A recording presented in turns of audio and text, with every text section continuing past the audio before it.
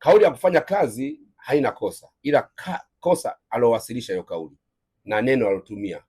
Huwezi kuwashauri watu kufanya kazi afu unawatukana au unatumia neno la tusi kama unakifanya kama kitenzi huru. Huwezi kuwatukana watu kwa sababu followers wake wanaompa jeuri wengi. Anavimba na mastream milioni 1, na mastream laki ngapi.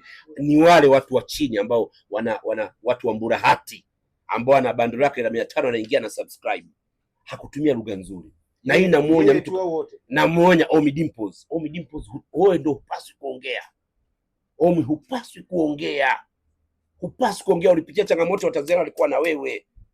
Tulikuombea kwenye sala, tulikuombea kwenye maombi yetu, tulikuombea kwenye mizimu, tukasema nenda. Sasa kwa nini mnatumia lugha kali ya matusi? Ungesema jamani, fanyeni kazi. Hakuna vitu vinakuja kiurahisi. Tungekuelewa, lakini mpaka mnasema wanataja kiungo kizito. Na wakina mama mmekaa kimya. Nilipaswa wakina mama mtoke mpaze sauti, lakini wakina mama wanatoka kupaza sauti kwenye vitu vya kijinga. Yaani hapa hili ndio wakina mama nitaka umoja, WHO alivyosimama. Sisi kama wakina mama, kwa nini uhamasisha kufanya kazi unataja kiungo cha wakina mama? Kwa nini? Unasikia? Hebu tafuta video. Nani nayo?